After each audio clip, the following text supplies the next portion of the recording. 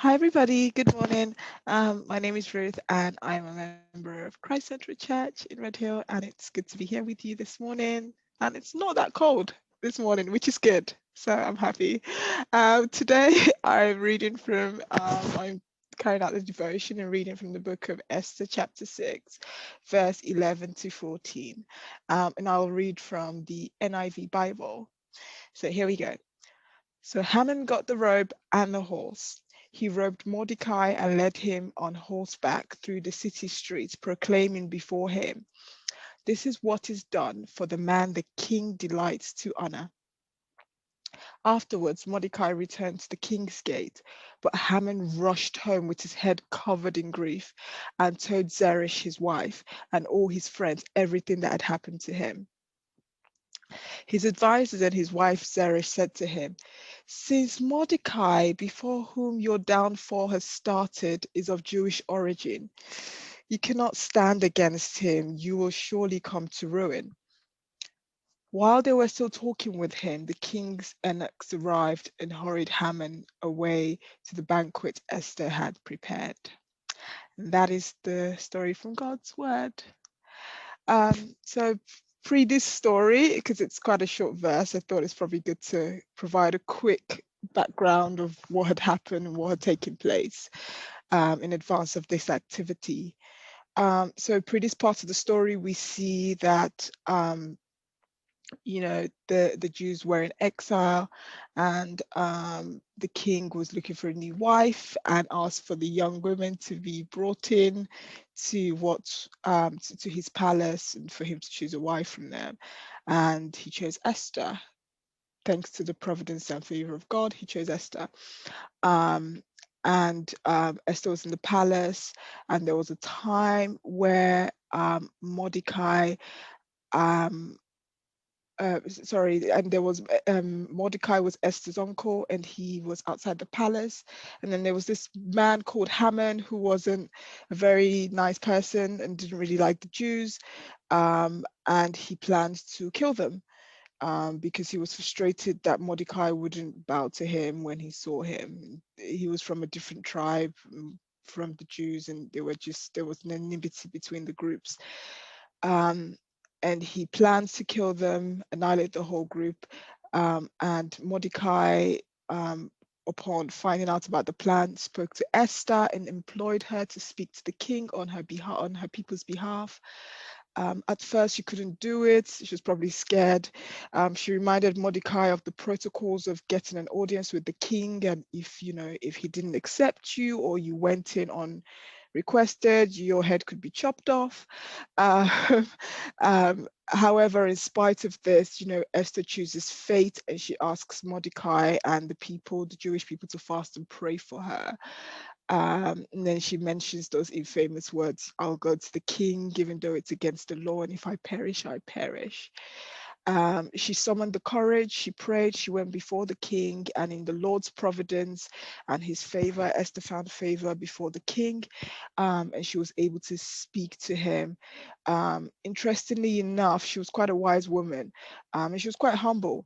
Instead of, immediately putting her request before the king, in my words, she scoped out the environment, and she employed an interesting and effective tactic. She invited the king and she invited Haman, hashtag the enemy of the Jews, to a banquet, probably to dinner, in our words. And that, which I thought was a very interesting tactic. The night of the invitation, the king couldn't sleep, and he asked that the records be read to him. They must have been very boring records, but he asked for them to be read to him. And as the records and the chronicles were read to him, he was told of a story of how Mordecai had saved his life sometime in the past, that nothing had been done to commemorate and honor him. And he asked, and the next day he asked Haman what should be done to the man whom the king seeks to honor. And Haman, thinking it was himself, thought about the fanciest idea and said, "Well, robe the man in the king's robe, put him on the king's horse, ask one of your noble men to lead him through the city, proclaiming this is what is to be done to the man the king delights to honor." So the whole idea was, make sure the whole city knows that that person is the one. And the king said, fine, go do exactly that to Mordecai. And this is where we kick off our story today. He must have been very annoyed. Um, and this is a very important story. And I think one of the key elements that came out to me as I read it was the impact of pride. So I looked up the dictionary definition. I decided to go with Cambridge this time and I ditched Oxford. Sorry, Oxford, to find out the definition of pride. And it reads that pride is the belief that you are better or more important than other people. And this is what we see in this part of the story. So Haman thought that the king loved and valued him. He thought he was the king's special advisor. You know, if we read previous chapters in the book of Esther, we see him talking about how he was a special one to his family and to his friends, and the man who had the king's ear. Um, and, you know, he had an overinflated viewpoint of himself as such. And it's a lesson to learn, that sometimes the esteem we think others may have of us may not be as great as we think.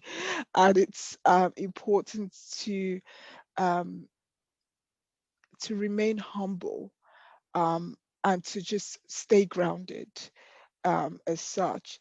The thing about pride is it's a complex emotion. It's there are different contexts it can be used in, which may not necessarily be a bad thing. So it's good to have pride in yourself, and to hold yourself in esteem.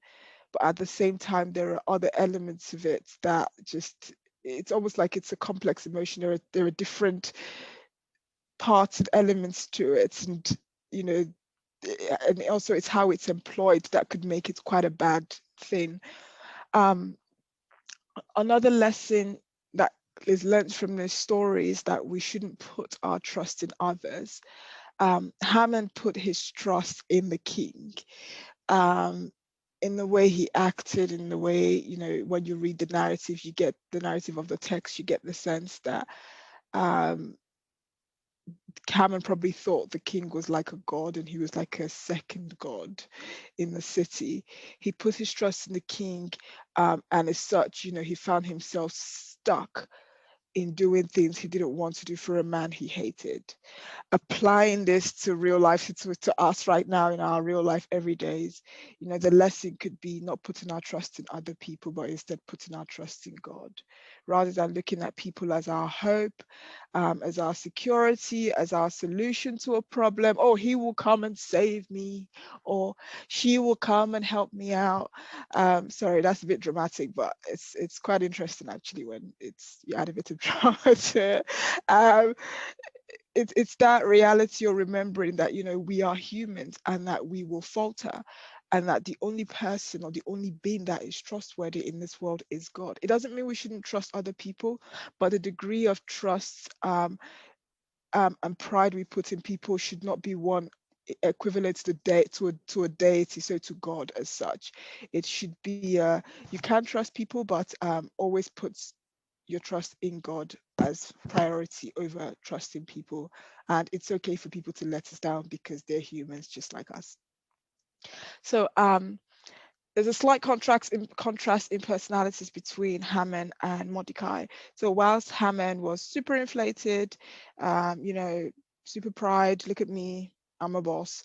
Mordecai, on the other hand, and there's nothing wrong with being a boss for those watching later, it's good. Keep doing it. Just don't be prideful. Unlike Haman, Mordecai was not as puffed up with pride. Even with the accolades shown on him, and showered on him by the king, he he humbly, immediately after, returns to his place in duty. And to me, that was a good reminder that he remembered his mission. And again, taking it back to the real life world, you know, it could be easy at times, especially in moments when we are showered accolades, taking it in the context of work, for example. to be told one is really good and amazing, it could be easy to forget the mission and the target, which is to, to work and to serve your company and serve your employees and to do your best. And there could be a mindset shift, and it's natural to then feel like the big shot and the untouchable. And it's important just to, to be like Mordecai and to remember the mission. It's good to receive accolades, it's good, but we shouldn't allow it to take over our hearts and make us prideful people. So, as I said, Mordecai remembered his mission, whereas it would have been very easy for him to be carried away. He chose not to be carried away. One thing that struck out to me as I read this story was I was just remembering the different parts of the Bible that talks about pride. And I mentioned one here, James chapter 4, verse 6, which states that God opposes the proud, but shows favor to the humble. And this was exactly what happened in the story. Mordecai, even though he had saved the king's life, was humble enough to keep quiet about it. He wasn't going around shouting it out to the world that he had saved the king's life. And to be honest, he was probably in his rights to do so. But he was a humble man, and he did what was right at the time without feeling the need to call any attention to what had been done. And I believe that, at the right time, God showed him favor and lifted him up for because of what he did. And, for me personally, this was just a reminder that not every action deserves to be announced. And, it's okay to, um, it's okay not to announce things and to allow God um, to show you favor and lift you up at the right time. Um, so that's that bit. And I was also reminded in Proverbs chapter 16 verse 5 that the Lord detests all the proud of heart, and the proud of heart will not go unpunished. Which is quite that's a timely reminder. Should we feel at times that we are, it's easy for us to navigate down the path of pride than humility, because it is an emotion and we are subject to emotions because we are human. I think it's at this times it's good to remember what the Bible says about pride and to ask God's help in those moments. As I said before, pride is a very complex emotion.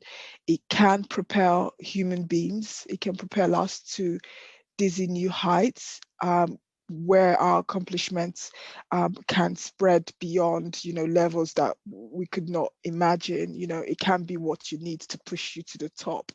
But at the same time, pride can push people to behave abnormally, which is what happened in the case of Haman. And I'm sure there are many times in history and stories we can all see, or we all know of people who pride pushed them to act in a way that um, was abnormal, and it's a way they would probably not have acted should they not have been in a state of pride. So, as a result of Haman's pride, he couldn't bear the honor that was bestowed on Mordecai, and he made it his mission to destroy Mordecai and to set the plan in motion to destroy Mordecai. Unfortunately, his pride and stubbornness couldn't allow him, and it blinded him and pushed him in the wrong, further into a wrong decision, and he couldn't see how dangerous and how bad what he planned to do was. And I think my prayer at that point was, Lord, may we never allow pride to blind our decision-making abilities, because things can go extremely wrong and can go extremely south when we allow pride to take hold of our hearts. And I think, at this point, it's good to talk about accountability as a way of putting pride in check. Um, and we should as people never allow ourselves to feel that we cannot be accountable to anybody. No one is unaccountable. Like, everybody can be held accountable, from the prime minister to the lowest of lowest. We all have a duty to allow ourselves to be accountable to others. And I wonder if Haman had a group of good people around him whom he was accountable to. his decisions may have been different, and he may have acted differently. They may have put him in check. And that maybe that's a good thing to ponder about today, this week. Who are the people that I'm accountable to? If there is nobody, who could I be accountable to? It can be a formal accountability, it can be an informal accountability, it can be a call to, a trusted friend, a trusted ally, somebody who knows you pretty well. Just send them a message to say, this is to talk about the situation, and just ask them for a heart check. Allow them to ask you those difficult questions. It'll do you good in a long run. um so yeah, but unfortunately, Hammond, and his accountability circle, his wife and his kids were, sorry, his wife said his wife and his kids, sorry, his wife and his friends, made no mention of kids, were just as awful and proud as he was. And unfortunately, they couldn't see that the Jews were under God's care, and they could not advise Hammond on his wicked plans. Instead, they ended up telling him and foretelling him about what will happen to him. And I'm reminded of the verse in Proverbs 11: when pride comes, then comes disgrace, but with humility comes wisdom. Um, his pride just pushed him right into disgrace. But should he have been humble, should his entourage and his accountability group have been humble, they would have had the foresight to give him the right wisdom, um, for that situation, and they would have, helped him through, and he may have come out of it completely different, and the story could have been completely different. But it's all part of the story and part of the providence that this happened. And I think, there are lessons, big lessons for us to take on, especially in today's world. So as I come to an end, I just wanted to say, the wisdom of God is seen in timing, and at times in when we are being humble, the world may tell us that we are being foolish, that we are being silly, because the world proclaims and tells a story and invites people to be proud. The proud are those who propel forward in life. Those who have pride are the ones that people are referenced to all the time. There's not a lot of reference to humility and to humbleness in this world. Um, and I think it is at this time that we should trust the wisdom of God, and that the fact that God values humility, um, is a good thing, and his ways are higher than ours, and that should tell us something. And in those times when it's easy, because pride is an emotion, we all experience it and we all have it. In the times when it's easy for us to move towards the path of pride, we should ask God and allow God to guide our hearts back to the path of humility. And we can do that by studying the word. We can do that through accountability. We can do that by checking our own hearts, and just sitting with ourselves and exploring where our emotions are and where we are as a people. When pride takes hold of our hearts, it's easier to walk down that path rather than trusting God. But let us stop, let us take stock, and let us remember the story of Haman and Mordecai and learn from that lesson.